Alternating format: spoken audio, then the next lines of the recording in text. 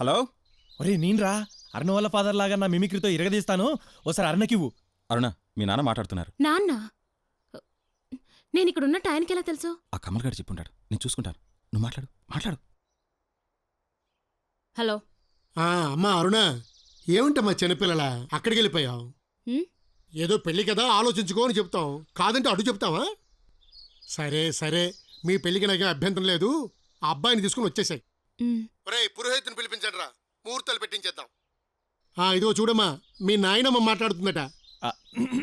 అమ్మాయి. నానమ్మా. ఏమిటమ్మా ఇంత పని చేసావు? నా గుండె ఆగిపోయినంత పని అయిందమ్మా. త్వరగా మీరు వచ్చేయండి అమ్మా. ఆ అబ్బాయి దగ్గరికి వెళ్తున్నానని చెప్తే మైసూర్ పాకం చేసి ఇచ్చేదానిగా. మీ ఇద్దరికి ఉప్పు మిరపకాయలతో దిష్టి తీయాలి. అబ్బాయిని తీసుకురా తొందరగా.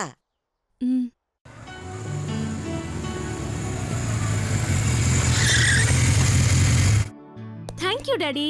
మీరింత ఈజీగా మా మ్యారేజ్కి పర్మిషన్ ఇస్తారని నేను అనుకోలేదు.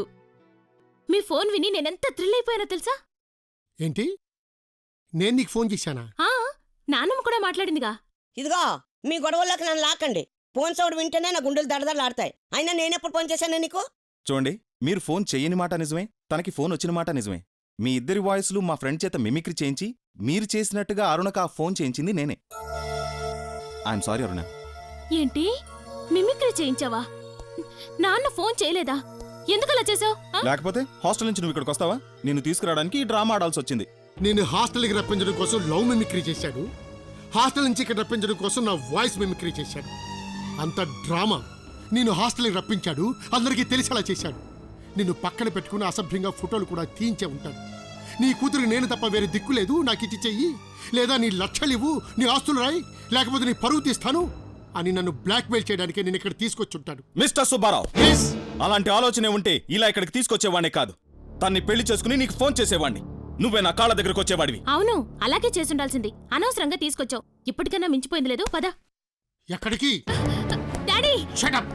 నేను షూట్ చేసి నేను షూట్ చేసుకుంటాను కానీ వాడితో మాత్రం నేను వెళ్ళానుకోను. చంపడం చావడం కాదండి, బతకనివ్వండి. అది జీవితం. ఒక స్నేహితుడిగా తన్ని తీసుకొచ్చి మీకు అప్పచెప్పాను. ఒక తండ్రిగా తన భవిష్యత్తు ఎలా ఉండాలో మీరు చూసుకోండి. డాడీ, నేను చచ్చినా సరే వివేక్తోనే ఉంటాను. నేను ఒప్పుకోను. నా లైఫ్ డెసిషన్ గురించి మీ పర్మిషన్ నాకు అక్కర్లేదు. నా లైఫ్ ప్రెస్టేజ్ గురించి నా అంతరాత్మ పర్మిషన్ కావాలి. I don't care. You have to care. నువ్వు పిచ్చును అర్థం చేసుకోవట్లేదు. వాడు నిన్ను ప్రేమించినట్టు నటించి నిన్ను వంచి బలిపశువును చేసి నా ఆస్తిని కాజేయాలని చూస్తున్నాడు. Bloody wrong. Mind your tongue.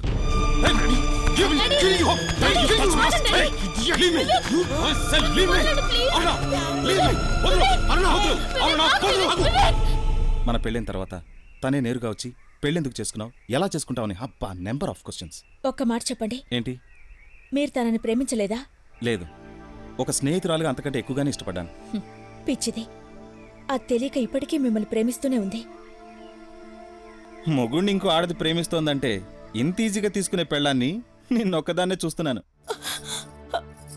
అమ్మా, విడిపోయారని ఆయనకు తెలుసు గాని ఇంత వికృతంగా విడిచిపెట్టకుండా తన చుట్టూ తిరుగుతోందని ఆయనకు తెలీదు. ఈ పరిస్థితుల్లో నువ్వే ఆదుకోవాలి. పెద్దమ్మా, స్వార్థం నుంచి పుట్టిన భూతమో ప్రేతమో అయితే ఇంత మహాశక్తి కాదు. ప్రేమ నుంచి పుట్టిన ప్రళయం కనుకే సృష్టి ధర్మాన్ని ఎదిరిస్తోంది. దైవశక్తి కూడా తనని ఎదిరించలేకపోతోంది. ఆ జీవితం ఎక్కడాగిపోయిందో తెలిస్తే ఆమె ప్రేమశక్తి ఎంత గొప్పదో నీకే తెలుస్తుంది. ఆమె పట్టుదల, అభిమానం ఆఖరి క్షణం వరకు అతన్ని విడిచిపెట్టలేదు.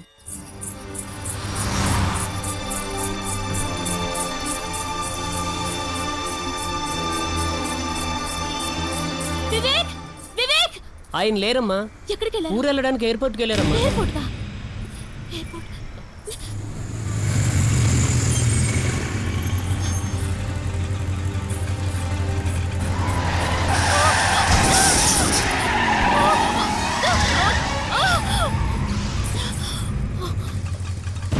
వివేక్, వివేక్, వివేక్!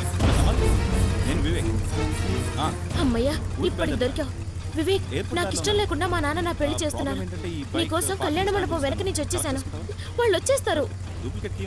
పద, మనిద్దరం ఇక్కడి నుంచి ఎటన్నా వెళ్ళి పెళ్లి చేసుకుందాం. వివేక్, నేను ఇక్కడ మాట్లాడుతుంటే నువ్వు వినవేంటి? నా మాట విను వివేక్.